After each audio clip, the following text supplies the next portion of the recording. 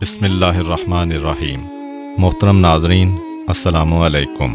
حضرت عیسیٰ علیہ السلام کی جانب سے روم کے شہر انطاکیہ میں دو افراد کو تبلیغ کے لیے مامور کیا گیا۔ بعض کتب میں ان کا نام یوحنا اور شمعون بتایا گیا ہے۔ یہ دونوں افراد تبلیغ کرنے کی صحیح روش سے آشنا نہ تھے، لہٰذا کوئی زیادہ عرصہ نہیں گزرا تھا کہ نہ صرف یہ کہ لوگ ان کی طرف مائل نہ ہوئے بلکہ لوگوں نے ان سے دوری اختیار کی۔ بادشاہ کے حکم سے ان دونوں کو گرفتار کر کے بتکدے کے ایک زندان میں قید کر دیا گیا۔ حضرت عیسیٰ علیہ السلام کو جب یہ خبر ملی کہ ان دونوں افراد کی تبلیغ بے نتیجہ رہی اور بادشاہ نے ان دونوں کو زندان میں ڈال دیا ہے، تو انہوں نے اپنے خاص وصی شمعون الصفار، جو کہ ایک تجربہ کار اور ماہر مبلغ تھے، کو ان دونوں کی نجات اور انطاکیہ کے لوگوں کو راہ راست کی طرف دعوت دینے اور بتوں سے دوری کی تبلیغ کرنے کے لیے بھیجا۔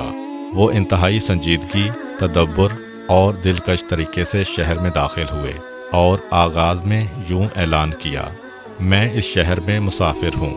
میں نے ارادہ کیا ہے کہ بادشاہ کے خدا کی پرستش کروں۔ میں اس روش میں بادشاہ کا موافق اور اس کا ہم خیال ہوں۔ اس کا یہی اعلان اس بات کا موجب بنا کہ اسے بادشاہ کے پاس جانے کی اجازت دی۔ بادشاہ نے حد سے بڑھ کر اس کا استقبال کیا اور اس کے طریقہ کار سے خوش ہوا اور حکم دیا کہ اسے انتہائی ادب و احترام سے بتکدے میں پھرایا جائے۔ جناب شمعون اس شہر کی عمومی عبادت گاہوں میں بتوں کو دیکھنے کے لیے بتکدے میں داخل ہوئے۔ اس کے اندر گردش کے دوران اپنے دونوں ساتھیوں کو زندان میں دیکھا۔ وہ چاہتے تھے کہ شمعون کے ساتھ اپنی دوستی کا اظہار کریں، لیکن انہوں نے اشارے کے ذریعے انہیں سمجھایا کہ وہ میرے ساتھ کسی قسم کی دوستی اور واقفیت کا اظہار نہ کریں۔ شمعون نے مسلسل 1 سال تک بتکدے میں آمد و رفت رکھی اور ظاہراً بتوں کی عبادت کرتے۔ اس مدت میں انہوں نے بادشاہ کے ساتھ اپنی دوستی کی بنیاد رکھی۔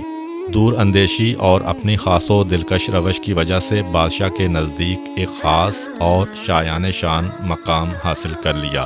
کچھ عرصہ گزرنے کے بعد ایک دن انہوں نے روم کے بادشاہ کے ساتھ ایک خصوصی نشست میں یوں کہا: جب سے بتکدے میں میری آمد و رفت ہے، وہاں پر 2 افراد کو قید میں دیکھ رہا ہوں۔ اب میں آپ کی اجازت سے یہ پوچھنا چاہتا ہوں کہ انہیں کس وجہ سے زندان میں بند کیا گیا ہے۔ بادشاہ نے کہا: ان دونوں افراد نے اس شہر میں فتنہ و فساد کا جال پھیلا رکھا تھا۔ ان لوگوں کا دعویٰ ہے کہ جہان کو خلق کرنے والے ان بتوں کے علاوہ خدا کوئی اور ہے۔ بس اس فتنہ و فساد سے محفوظ رہنے کے لیے میں نے ان دونوں کو قید میں ڈال دیا ہے۔ شمعون نے کہا: انہوں نے بتوں کے علاوہ کسی اور خدا کی خدائی کا کیسے دعویٰ کیا ہے؟ اس بات پر ان کی دلیل کیا ہے؟ اگر آپ بہتر سمجھیں تو ان دونوں کو حاضر کرنے کا حکم دیں۔ میرا دل بہت چاہتا ہے کہ ان لوگوں سے بات چیت کروں۔ بادشاہ نے کہا: بہت اچھا، اس لیے کہ آپ ان کے طریقہ کار سے آگاہ ہوں، میں انہیں حاضر کرنے کا حکم دیتا ہوں۔ پس بادشاہ روم کی اجازت اور حکم سے ان دونوں قیدیوں کو حاضر کیا گیا۔ شمعون نے بادشاہ کی موجودگی میں ان کے ساتھ اپنی گفتگو کا آغاز یوں کیا: بڑی حیران کن بات ہے، کیا دنیا میں بتکدے میں موجود خداؤں کے علاوہ کوئی اور بھی خدا ہے؟ قیدیوں نے کہا: ہاں، ہم خدائے آسمان و زمین کے معتقد ہیں۔ وہ خدا جو بہار کے موسم میں صحراؤں کو سرسبز و شاداب کر دیتا ہے اور خزاں میں یہ سرسبزی و شاداب بھی چھین لیتا ہے۔ وہ ایسا خدا ہے جس نے آفتاب جہاں تاب اور ٹمٹماتے ستاروں کو خلق کیا ہے۔ عقل مند افراد کبھی بھی کوئی دعویٰ دلیل کے بغیر قبول نہیں کرتے، لہٰذا شمعون نے ان سے دلیل کا مطالبہ کرتے ہوئے یوں اظہار کیا: اپنی اس پے در پے گفتگو کو ایک طرف رکھیں۔ دعویٰ بغیر دلیل کے یوں ہے جیسے پتھر پر ڈھیلا مارتا ہوں۔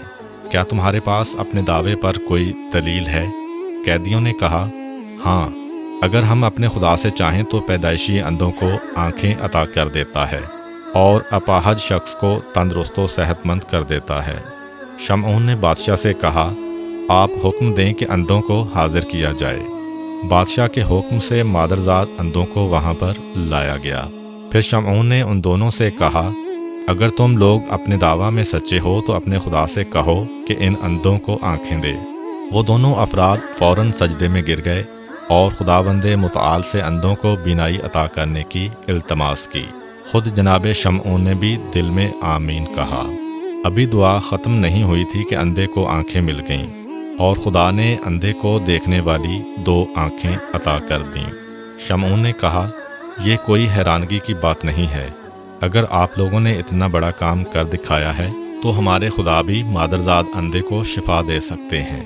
اس بات پر بادشاہ نے شمعون سے کانا پھوسی کی کہ ہمارے خدا کسی کو کوئی نفع و نقصان نہیں پہنچا سکتے، وہ ہرگز اندھے کو شفا دینے پر قادر نہیں ہیں۔ شمعون کے حکم سے ایک اندھے کو لایا گیا۔ شمعون نے دعا دی، اندھے کو شفا مل گئی۔ اس کے بعد ان دونوں کی طرف متوجہ ہو کر کہا، حجتن بے حجتن، دلیل پر دلیل ہے۔ آپ کے خدا نے اندھے کو شفا دی ہے اور ہمارے خداؤں نے ایسا ہی کیا ہے۔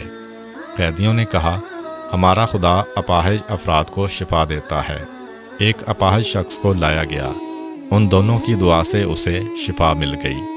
شمعون کے حکم سے ایک اور اپاہج شخص کو لایا گیا، شمعون نے دعا کی، اسے بھی شفا مل گئی۔ قیدیوں نے کہا، ہم اذن خدا سے مردوں کو زندہ کرتے ہیں۔ شمعون نے کہا، اگر آپ لوگ واقعاً مردہ کو زندہ کریں تو میں بادشاہ کی اجازت سے آپ کے خدا پر ایمان لے آؤں گا۔ بادشاہ نے بھی فوراً کہا، اگر وہ مردہ کو زندہ کریں تو میں بھی ان کے خداؤں کا موتقد ہو جاؤں گا۔ اتفاق سے ہوا یوں کہ اس گفتگو سے 7 دن قبل بادشاہ کا جوان بیٹا مرا تھا۔ جناب شمعون نے کہا، مردے کو زندہ کرنا ہماری اور ہمارے خداؤں کی قدرت سے باہر ہے۔ اگر آپ کا خدا بادشاہ کے مردہ بیٹے کو زندہ کرنے پر قادر ہو تو میں اور بادشاہ آپ کے خدا کے موتقد ہو جائیں گے۔ وہ دونوں افراد عبادت کے لیے آمادہ ہوئے، سجدے میں گئے اور خلوص دل کے ساتھ خدا کی بارگاہ میں مردہ جوان کے زندہ ہونے کی دعا مانگی۔ جناب شمعون نے سچے دل کے ساتھ خدا سے مدد مانگی۔ ان دونوں نے کچھ لمحوں کے بعد اپنے سر سجدے سے اٹھائے اور کہا، کسی کو قبرستان میں بھیجیں کہ وہاں سے کوئی خبر لے کر آئے۔ بادشاہ کے بھیجے ہوئے افراد قبرستان گئے۔ کیا دیکھتے ہیں کہ بادشاہ کا بیٹا قبر سے نکل کر اپنے بدن سے مٹی جھاڑ رہا ہے۔ اسے شاہ کے پاس لائے۔ جب شاہ کی نگاہ اپنے فرزند دل بند پر پڑی تو اٹھ کر گلے لگایا اور کہا، اے میرے بیٹے، مجھے اس واقعہ کی تفصیل بتاؤ۔ بیٹے نے کہا، بابا جان، جب موت نے مجھے آ لیا تو میں سخت عذاب میں گرفتار تھا۔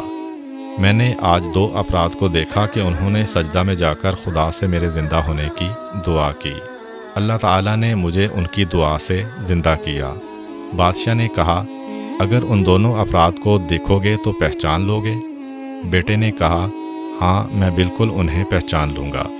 شاہ نے کہا، تمام لوگ صحرا میں جائیں اور اس زندہ شدہ جوان کے سامنے سے گزریں تاکہ معلوم ہو سکے کہ بادشاہ کا بیٹا ان 2 افراد کو پہچان سکتا ہے یا نہیں۔ تمام لوگ شہزادے کے سامنے سے گزرنے لگے۔ جب وہ دونوں افراد اس کے سامنے سے گزرے تو اس نے اشارہ کیا کہ وہ افراد یہ تھے۔ شاہ اسی وقت سچے دل سے ان دونوں کے خدا جو کہ تمام کائنات کا خالق ہے پر ایمان لے آیا۔ شمعون اور باقی سب لوگ بھی خدائے حقیقی پر ایمان لے آئے۔ پس اس طریقے سے حضرت عیسیٰ علیہ السلام کے اس ہوشیار اور عقل مند نمائندے نے حکیمانہ و عاقلانہ طریقہ کار سے بادشاہ اور اس ملک کے تمام لوگوں کو دین عیسیٰ علیہ السلام کی طرف راغب کیا۔ امید کرتا ہوں کہ آپ کو آج کی ویڈیو اچھی لگی ہوگی۔